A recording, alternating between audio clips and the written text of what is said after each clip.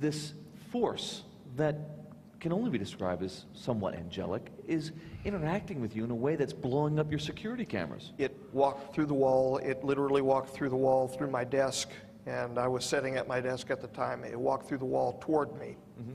I fell off onto the floor. That was actual foot. Well, that's just an artist's conception from my point of view. Mm-hmm. It walked through the wall, and I fell back. It then screamed, and I felt myself pulled up in its scream. It was a deference. I heard it screaming to God in English. What did it say? Other individuals, it screamed the name. Begins with a Y? Be Adonai. Oh, okay. And is that Aramaic? It's Hebrew. Okay. And I only say that out of great. I wouldn't say that unless I was here to tell the people. I'm very careful with that word. It frightens me. But now I put a negative up there so people could see it a little bit better, but that doesn't seem to help. No, well, that's just an artist's conception I did. That's not it. You have an image here. There's still images, and yes, it related to the research that we are doing, and there were very strict lines which were not to be crossed, and so involving the research. And you know, I've been actually laughed at over this. It's disconcerting being a scientist.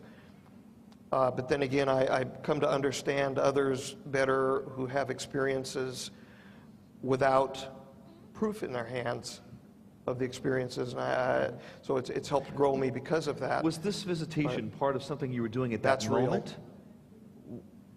Was it part of something you were doing at that moment, or was it just something that not here? The first time that this being walked in or around me, it was not at home. Mm-hmm. That was in my home.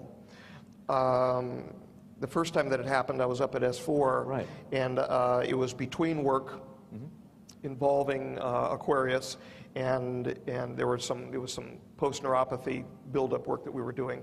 And so I was playing with Lotus up there, and in fact, we got the research from them, the results of the research, because I was proceeding forward with this, actually doing a sequencing, or starting to do a sequencing, of what was being deposited by these particles in the environment. And that's when it walked in. I turned around and saw it standing in back of me, and it was extending through the walls. And it screamed the same thing that it screamed when it walked into my home.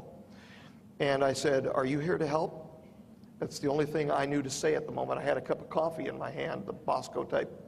We're not allowed to, they didn't allow, this is stupid, and I hope that they've changed it since. They never allowed caffeinated products whatsoever up at S4. So we had what we called coffee. It was a Bosco type drink. Mm. And I began shaking, and then when it screamed, it was as if I pulled out of myself and was pulled upward in the air with it while it screamed. And when it stopped, I was back in my seat, but my body didn't leave the seat. It was almost like a out-of-body type. Maybe, yeah. This image that you're looking at was taken while I was talking with it. It was doing most talking with me, mm-hmm, about the J-Rod. What we would speak about would be what would be filmed. And I was talking about the beauty of the J-Rod and how his heart was beautiful and how his heart reminded me of the hearts of cetaceans. In this image on the far, did Marcia give you the isolated image? Yeah. Okay, that's fine. If you could go back to where we, mm-hmm, oh God. On the right-hand side, you see what looks like about halfway up the light, where the indentation is, something that looks like a ball. If you, and we'll put this back up on our website. I don't want to market our website, eaglesdisobey.net. Right on here? But yes, we'll put it up on our website again on our forum. Looks like there's two there. Yeah. Something. Two it's a single structure, okay, and that is the face of the J-Rod, which was being observed by the camera while we were talking about the J-Rod. That is not the J-Rod. That is what the being was projecting from me. In the bottom right-hand corner, you might see just a little, okay, just below the dot. Here, I'll show you where to point. See that spot right there? Yeah. That little pick Okay. right there? Yeah. Right there. You'll see the dorsal fin of a cetacean. That is a cetacean we were talking about. What's a cetacean?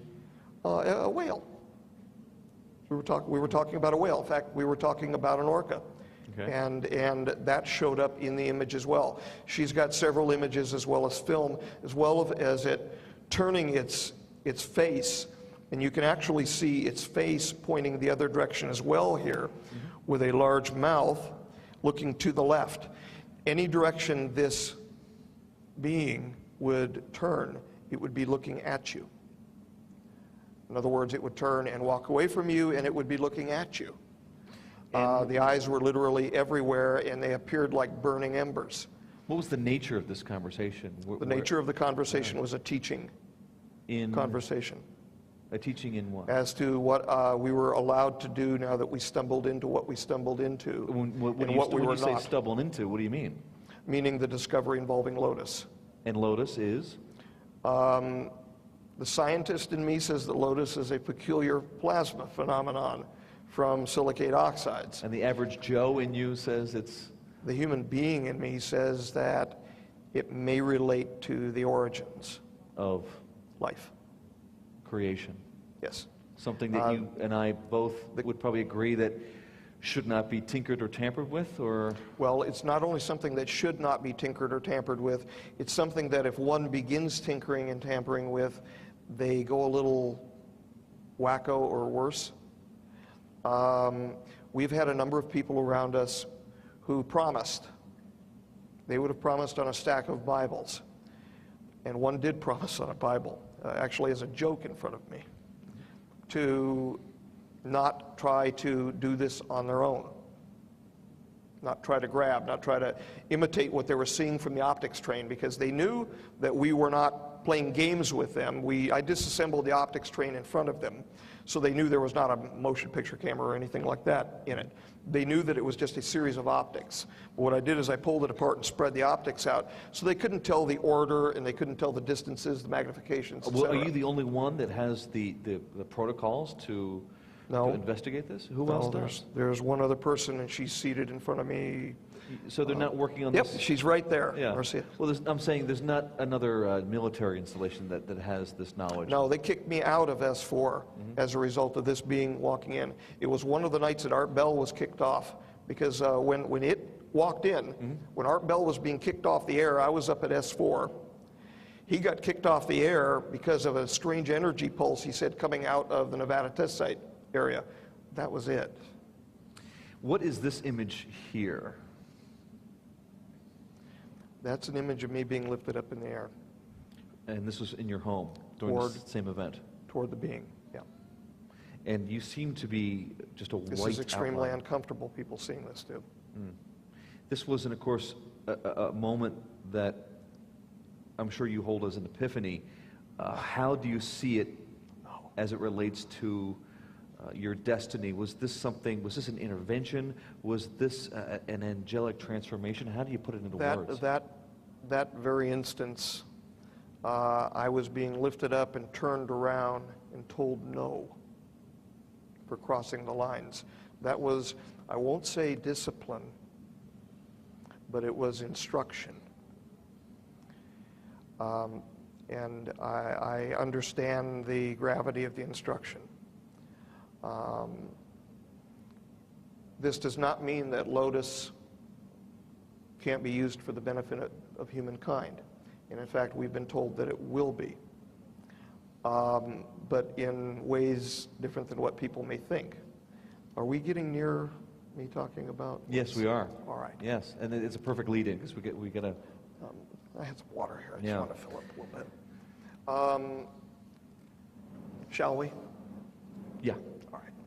So what we're coming up to now is an interesting sort of revelation in the sense that all this research up to this point you were doing more or less on your own with the help of other colleagues. It really came out of your experience and both personal and what you experienced in the military. And it's now being set against a larger backdrop, one of a more academic backdrop, which is exciting news. What happened was this. On January the 2nd of 2001, the looking glass was employed to see the future involving Lotus. It was employed by order of MJ1. During the course of that year, that's right where we want to start. During the course of that year, a quid pro quo deal was struck that I could learn about the DCTP, the separation of timelines, and the true nature of the J-rods. And,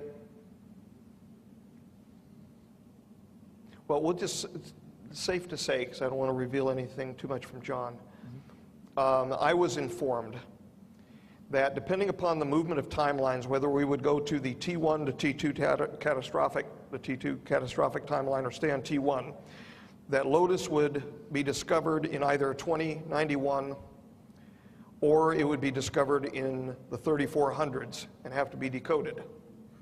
Obviously, if it was the T2 timeline, it would be the 3400s, because not many of us would have made it.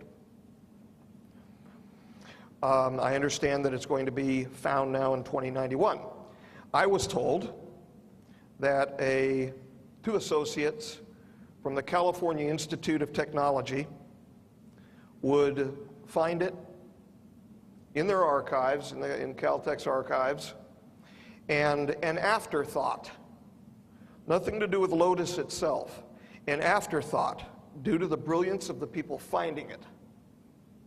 And after being exposed to the material, that they would have an afterthought which would result in the treatment of multiple carcinomas, an effective treatment. And you noticed I still didn't say cure. In 2002, near the end of 2002, Marcia McDowell, Bill Hamilton, and a third party engaged in a conversation. You can see part of that conversation there listed up on the board, where Caltech is mentioned. I didn't know about that conversation for a long time. At the start of 2003, in broken communications between Marcia and myself, she was up in Canada at the time, myself in Las Vegas, she ended up publishing on rents.com Burisch's Ganesh particle acknowledged by Caltech. And I spotted it, and we spoke about it, and I said, no, what are you writing about here? And she says, no, I found it in the electronic thesis database archive, and it was a big hit in the Caltech archives. Well, we gradually found out that the Ganesh she spotted was a physicist whose name was Ganesh. And she went forward and published it anyway. You know why? She knew what was going to happen coming up, but she wasn't telling me. She had already been told in a private communication what was going to happen about the looking glass and all of that business. Now, fast forward. At the end of 2006, right after we came up with the required Tell the World DVD, about the extraterrestrials and the time travelers, which I was ordered to do inside a year. A person appeared in communication with us. I have to be kind of careful about this, but only so much. Appeared and began communicating with us in a public area. This person clearly was not just the average person from the public who had asked me what the Majestic 12 was like, etc. He was asking questions about hidden Markov chains. He was asking questions about correlations. He was asking questions about what level of data set we have, what variety of protocols we've applied. And finally I said, look, let's take this private. And then, when we took it to email, I saw a Wadi at caltech.edu. To help. Now, well, that's just an artist's conception I did. Yeah. That's not it. You have an image here. There's still images, and yes, it related to the research that we are doing, and there were very strict lines which were not to be crossed And so involving the research. And you know, I've been actually. Oh, okay. And Is that Aramaic? it's Hebrew. Okay. And I only say that out of great. I wouldn't say that unless I was here to tell the people.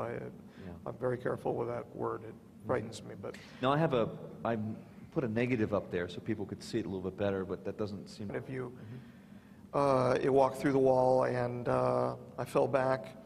It then screamed, and I felt myself pulled up in its scream. It was a deference. I heard it screaming to God in English. What did it say? Other individuals, it screamed the name. Begins with a Blessed Y? be Adonai. Truly laughed at over this. It's disconcerting being a scientist. But then again, I come to understand others better who have experiences without proof in their hands of the experiences, and so it's helped grow me because of that. Was this visitation part of something you were doing at that That's real. moment? This force that can only be described as somewhat angelic is interacting with you in a way that's blowing up your security cameras. It walked through the wall. It literally walked through the wall through my desk, and I was sitting at my desk at the time. It walked through the wall toward me. I fell off onto the floor. That was actual foot. Well, that's just an artist's conception from my point.